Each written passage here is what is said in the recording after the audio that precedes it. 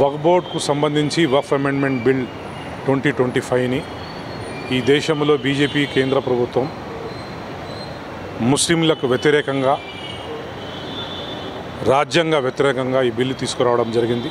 ఈ బిల్లుని కాంగ్రెస్ పార్టీ తీవ్రంగా వ్యతిరేకించింది. అపోజిషన్ లీడర్స్ అందరూ, అపోజిషన్ మెంబర్ ఆఫ్ పార్లమెంట్స్ అందరూ 232 ఎంపీలు దీనికి వ్యతిరేకంగా ఓటేయడం జరిగింది. ఎందుకంటే ఈ దేశంలో వక్ఫ్కు సంబంధించిన గత చట్టాలు ఉన్నాయి, దీంట్లో రీఫార్మ్స్ చేస్తున్నారు. దీని విషయంలో తప్పుగా ఉన్నప్పుడు కాంగ్రెస్ పార్టీ అపోజిషన్ అందరూ జేపీసీ దీనికి అలాట్ చేయండి, జేపీసీ ద్వారా ఈ ఉన్న సజెషన్స్ కానీ అబ్జెక్షన్స్ కానీ డెఫినెట్లీ తీసుకొస్తామని చెప్పడం జరిగింది. దీనికి జేపీసీ ఘటన చేసినారు. జేపీసీ వచ్చిన తర్వాత కూడా ఆపోజిషన్ లీడర్స్ల సలహాలు సూచనలు, వాళ్ళ సజెషన్స్, వాళ్ళ అబ్జెక్షన్స్లు ఏం తీసుకోకుండా జేపీసీ చైర్మన్ రెజల్యూషన్ పాస్ చేస్తూ మన స్పీకర్ గారికి ఇవ్వడం జరిగింది. దాని తర్వాత ఈ బిల్లు పార్లమెంట్లో వచ్చింది. 8 గంటలుగా డిబేట్ చేసినారు. సంఖ్యాబలంతో ఆ బిల్ పాస్ చేసినారు, కానీ ఏ ఒక్క సజెషన్ను కూడా తీసుకొని దాంట్లో ఇంప్లిమెంట్ చేయలేదు. అర్ధరాత్రి 2:30 గంటలకి ఈ బిల్లు పాస్ చేయడం జరిగింది. శ్రీమతి సోనియా గాంధీ గారు 78 సంవత్సరాల ఏజ్లో కూడా రాత్రి 1 గంటకి ఆమె పార్లమెంట్కి వచ్చి 2:30 గంటల వరకు నించొని ఆ బిల్ వ్యతిరేకంగా ఓటేసి ఆమె పోవడం జరిగింది.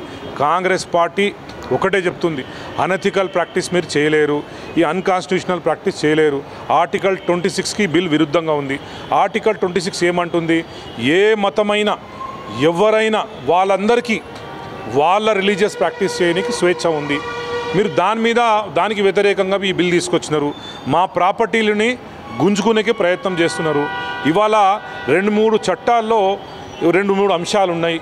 ఒకటి వచ్చేసి వక్ఫ్ బై యూజరు, ఏ మస్జిద్కు పోయి వాళ్ళు నోటీస్ ఇస్తే డాక్యుమెంట్ సబ్మిట్ చేయకుంటే ఆ మస్జిద్ కూలగొడతారు, ఆ ప్రాపర్టీని గుంజుకుంటారు.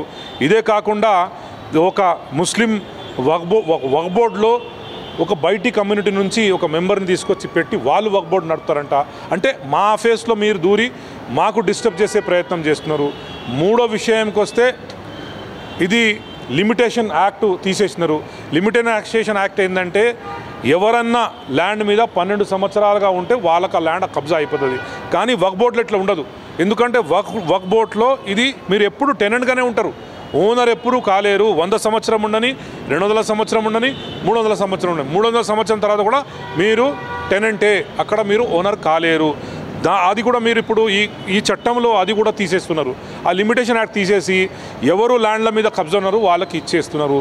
ఎందుకు ఈ యాక్ట్ తీసుకొచ్చినారంటే అంబానీ గారి ఇల్లు ఈ వక్ఫ్ బోర్డ్ ప్రాపర్టీ మీదనే ఉంది. వేలాది ఎకరాల ల్యాండు అంబానీ గారి చేతిలో ఉంది. ఇలాంటి వాళ్ళకి బెనిఫిట్ చేయడానికి ఇలాంటి చట్టం తీసుకొచ్చి ఒక ముస్లిం కమ్యూనిటీ ప్రాపర్టీలని గుంజుకునేకి ప్రయత్నం చేస్తున్నారు. ఇవాళ ముస్లిం ప్రాపర్టీ తీసుకుంటారు, రేపు క్రిస్టియన్ ప్రాపర్టీ తీసుకుంటారు, రాబోయే రోజుల్లో సిక్కుల ప్రాపర్టీ తీసుకుంటారు. ఈ దేశంలో అన్కాన్స్టిట్యూషనల్ ప్రాక్టీస్ చేస్తూ బీజేపీ ఒకటి తర్వాత ఒకటి నల్ల చట్టాలు తీసుకొచ్చి ఒక సెక్షన్ ఆఫ్ సొసైటీని డిస్ట్రాయ్ చేసే ప్రయత్నం చేస్తుంది.